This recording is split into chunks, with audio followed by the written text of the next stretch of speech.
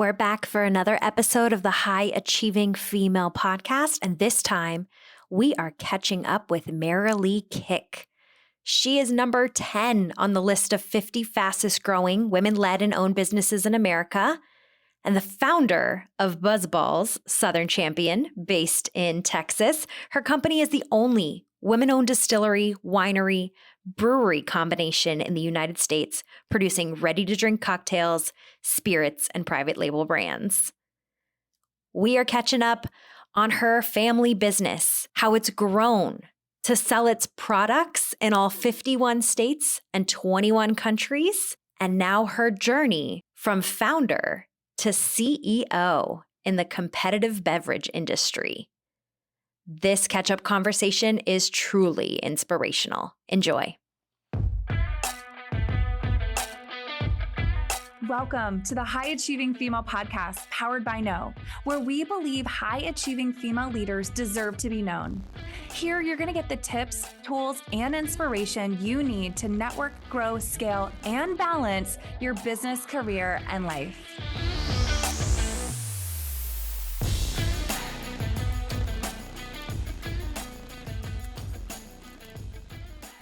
This is a special series of the High Achieving Female Podcast powered by Know, where you'll get up close and personal with the winners of the 50 fastest women-owned and led companies in America, as presented by WPO and JPMorgan Chase. All right. Wow. This episode is an encore episode with not just anyone, everyone.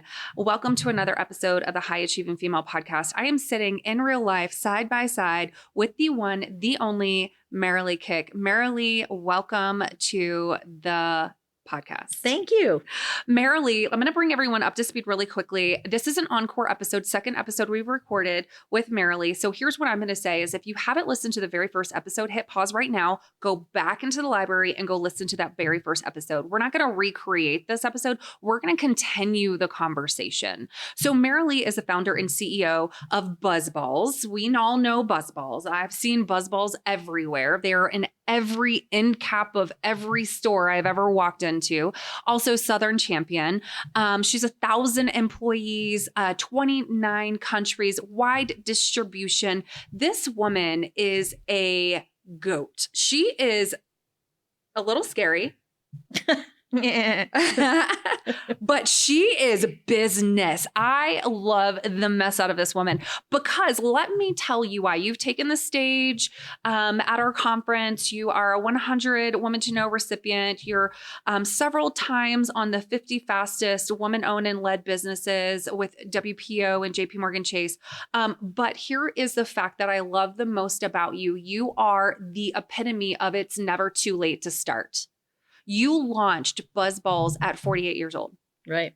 I want to take a second to just honor that one. And also I want to talk a little bit about that before we go into what we're really talking about later today. 48 years old.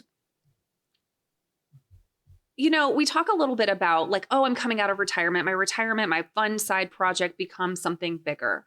Talk a little bit about that for the ladies who may be listening today, who are maybe conceptualizing, like, what am I going to do now? Or like, I mean, you went from like teaching into liquor. I mean, right? I mean, it's incredible. Teaching drives you into liquor. I didn't even think about my age. I was thinking more of my situation and the journey that I needed to be on. So age wasn't even ever a question for me. And it didn't even dawn on me until after I bought my first forklift for the warehouse. And one of the guys from the warehouse said, wow, I wouldn't do it at your age. I would be so scared to start a whole new chapter and start a new business. Being close to 50. And it never really dawned on me, that I was close to 50. I felt like a kid, just starting my life. So to me, the age wasn't the deal. The journey was that I needed to be independent and self-sufficient, and I needed to make enough money to survive. And I just wanted to make $100,000 a year.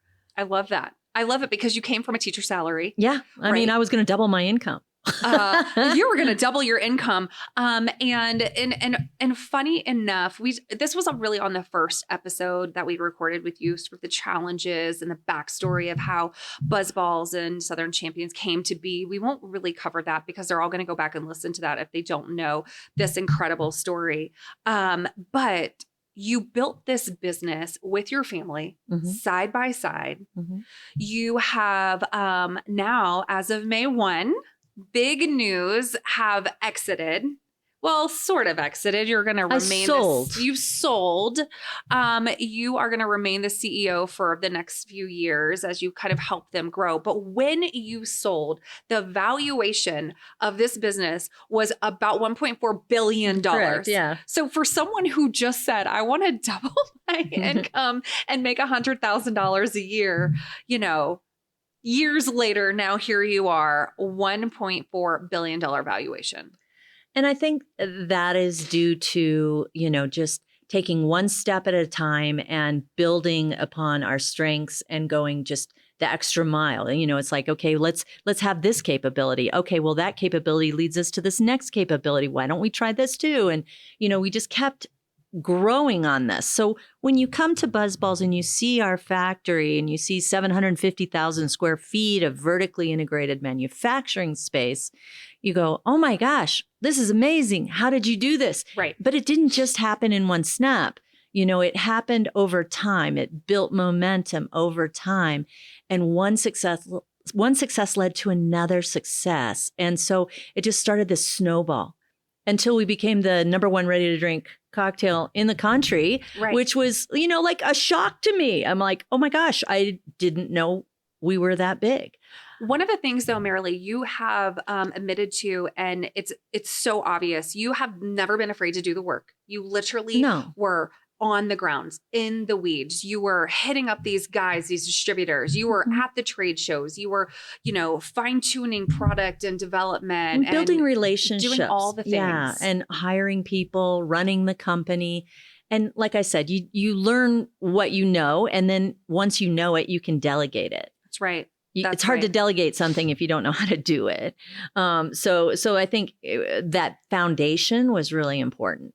I think so too. And I think that's something that's really important to say, especially when we're talking to women who have a dream maybe, or they were like in the thick of it and they really want to grow and build their company. And they're tired. Well, yeah, we're all tired. We're going to be tired. This is not for the faint of heart, especially if you have big goals and big dreams to get to the next level. Well, one comment I would say on that, Sarah, is that you don't get tired if it's your own company. If you love what you do, you get energized and adrenaline from just doing it. And, like I get adrenaline pulling in the parking lot, seeing all the cars in the parking lot saying, oh, this is how many people I'm taking care of. And I'm building their life with them, so to me, it's integral to the success I'm having.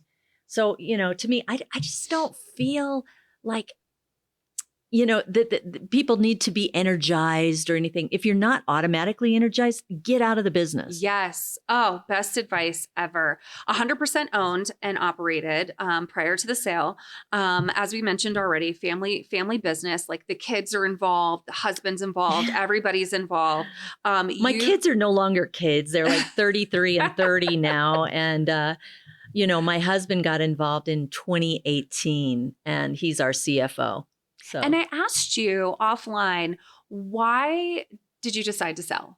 Like, what was this big decision? It's weird. I never intended to sell. It was never in my DNA. This was my baby. This is how I love this company and I love the people in it. I love the culture we built. But in terms of, why did I sell? I never planned it. My husband, Tim, who's the CFO, said, I'm going to get it set up for a sale just in case we want to sell.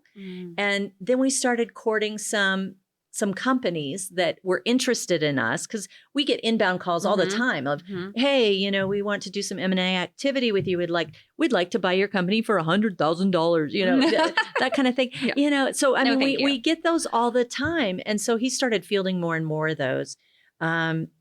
And we got ourselves set up for sale, created the data room, created the SIM, created, just the whole sale package. which takes forever to set up anyway. I mean, it takes you about a year just to even get ready for something like that. Had the audits done, quality of earnings, all those kinds of things that go into creating a data room and making sure your data is sound and it's legitimately good and authentic and you're not skimming on the side or anything like that. Right. So anyway, I got all this stuff set up, or he basically worked on getting it all set up. And then when we decided to entertain real buyers, I thought about what kind of buyer would I want? Would I want a private equity buyer or would I want a strategic buyer? And I thought, I don't need the money. I don't need private equity to come in and give me a whole tranche of money and then they're going to leverage it, spin it, sell it. Yep. I didn't want that because that wouldn't help me grow. What would help me grow is better distribution, more expansive distribution across the globe, experienced help in my line of business. So I thought, okay, a strategic makes more sense. Right. Somebody with some muscle, you know, that can help me get what I need. Yeah, I could use a little muscle to get what I need. So Elton John. I love that. So anyway, I thought about that. So I found 2 strategic buyers that I really liked. One is like the largest in the whole world. And they're so large that merging in with them would have been such a massive debacle with HSR approvals and Department of Justice, Federal Trade Commission approvals. It would have just slowed us down. It would have been detrimental to our company's health waiting during that period of time. Well, it could be 2 years. Yeah, let's stop right there because for the people who aren't familiar, we were both like, we don't even know what HSR means, but basically this is where you have to present your company and their company, and you're looking at this merger to make sure that this isn't a monopoly, I'm not right? looking at it, but the Department of Justice and the Federal Trade Commission are looking at it, and it's a process called HSR. And it's the government looks at it and determines if there's any antitrust issues or any monopolies that would be created or any detriment to consumers by this merger happening. So they looked at it and with a massive company that I was originally intending to do business with, it could have been 2 years of this HSR scrutiny and quiet period that they call it, where they can't help us. Not the government, but the major buyer couldn't help us in any way until after HSR is approved. So it kind of just was a detriment to our business. So I met up with Sazerac and talked to them. They were our eventual buyer. Because our data room was all set up and sound, they took 28 days to do their diligence on our company, agreed with our valuation, and agreed with going forward, and submitted for HSR approval within 28 days. And then we had HSR approval in 30 days, which is crazy because we were expecting this 2-year, beat over the head. But it was it's like 30 days. 28 days to a deal. To diligence. To a massive deal. A massive all cash deal. Yeah. Incredible. When I say this woman is just I have no words for you. I mean, what you have built is incredible. I would love to live a day in the life of Merrilee Kick. I think everyone would.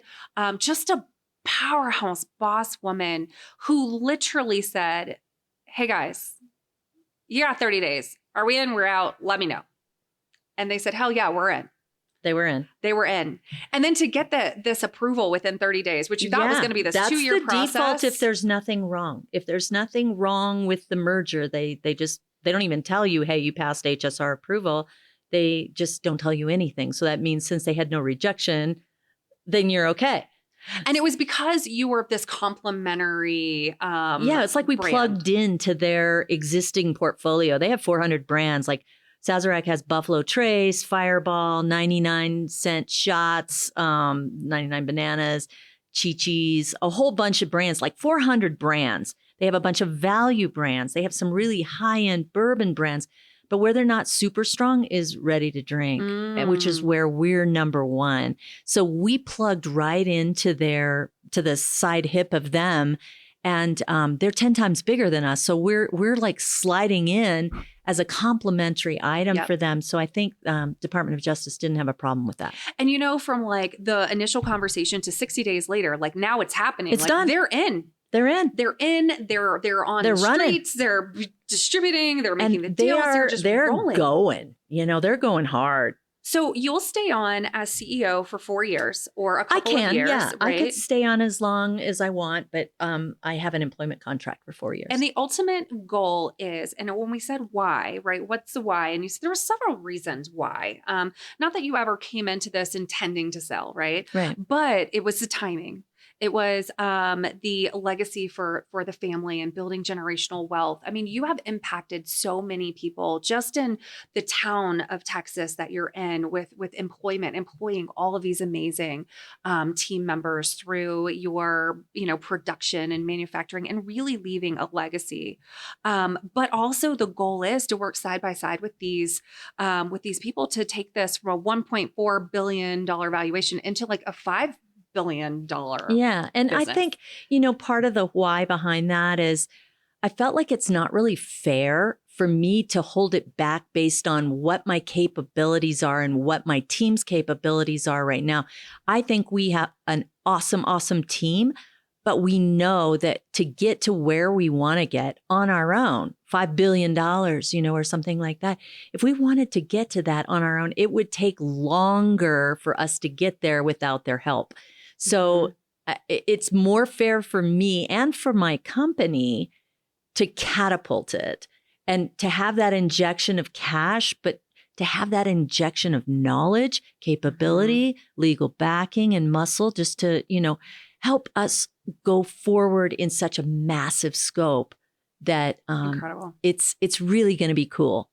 How has life changed for you from May 1 when the deal was done? How has life changed for you? Your everyday life. You're still CEO. I'm busier than ever. Well, I was going to say, what's changed? I think money looks really good on me. A little bit of money. I Doesn't said it look good fabulous. I was like, Merrilee, I need some of that. No, but seriously, I'm busier than ever, and my team is busier than ever.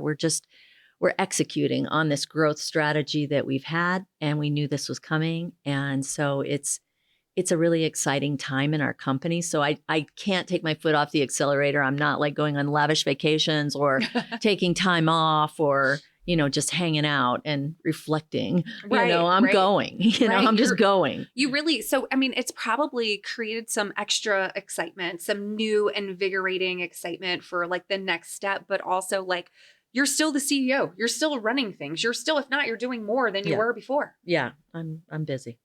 Does this mean that you're not on beating the streets and at the trade shows? Or are you still there? I just got back from New York State, where I was in New York City launching a new BuzzBallz malt-based cocktail with Manhattan beer. So I was there with my team. So I'm on the street. I'm going into the market. I'm checking what we have. Every morning at 6 a.m., Jake Wenz, who is the CEO of Sazerac, the company that bought us, he's sending me texts of, here's how our reps executed in the market. Take a look at this one. Look at this display. Look at that display. Here's a before and after shot. So he's excited too, and he's generating excitement throughout the company. Now, what I've heard from Sazerac is that we are their number 2 brand already. So behind Fireball, we are their number 2 brand, soon to be probably number 1. Well, here's what I'd have to say. The deal is very good for them too. So they must be pretty damn happy. Okay, so I have to ask, how's the rodeo going? The rodeo, the PBR bulls. Yes. Oh yeah. We have a couple of little new babies. They're not ready to buck big time yet, but they're going to their first PBR this summer in Montana. And then unfortunately, one of our bulls had to be put down. BuzzBallz, his name. Oh, he had to be put down. He ended up getting frostbite on his tail, had to have his tail cut off. Then, he had all kinds of other problems. He was just getting old and not walking well. So they put him down and turned him to burger. And And then Chalk Tease, our other bull that was always great. They just get old, you know? And so these little ones are coming up and we've got those and we'll see. Do we call this the fun side project? Is that what we refer? Fun. We do a lot of different kinds of promotions to relate to our consumer base. Mm-hmm. So like we have a girl named Taylor Reimer. She works on the Midget Car Series. She's a kick-ass girl driver, race car driver. And she just won in North Carolina at a big tournament there. And it's so cute to see her in her pink outfit, complete outfit that says BuzzBallz on it. Her car's painted pink that says BuzzBallz on it. And, she's a young college grad from Oklahoma and she is tearing it up. And she's gorgeous. She's gorgeous. She could be a swimsuit model, but I mean, she's just tearing it up, so she's one of the ones we invest in. We invested in Miss Montana this year, to help her at the Miss America pageant. And, we just do different kinds of things to hit our consumer base. The color run, Gasparilla, Tampa, yeah, that's a biggie. So like we do things to relate to our consumers and they see BuzzBallz, they try BuzzBallz. Some people haven't ever tried BuzzBallz. So they're like, what are these little things? Well, I will tell you, funny story. We just came off of our summit, our No Summit, which we're kind of sandwiched in between these two conferences. Our closing keynote was Dr. Jen Welter. She was the first female coach in the NFL. She pops by when we're setting up and I happen to have a BuzzBall. And I said, do you remember this? I said, would you like a BuzzBall? She had just finished a glass of rosé. I'm like, well, would you like a BuzzBall to go with that? She goes, ooh, what's a BuzzBall? I said, here, try this chili mango. Pops it open. Best damn thing she's ever had. So I am very proud to say that we are sharing BuzzBallz everywhere. Appreciate that. And now you have a new fan, the first female coach of the NFL, Dr. Jen Welter. Love it. On that note, Merrilee, I'm so thankful for your time, for you always willing to say yes to no, to pour into so many incredible women. I mean, you mentioned maybe you're going to write a book. I want to read that book. So I'm going to encourage you and support you through this book writing process because I would love to know the behind the balls. Sarah. Thank you. Thank you again so right. much for being with us and congratulations Thank again you. as 50 fastest woman-owned led company. I mean, you look fabulous. You got a little extra cash in the bank. What an amazing, amazing full story. Thanks, Sarah.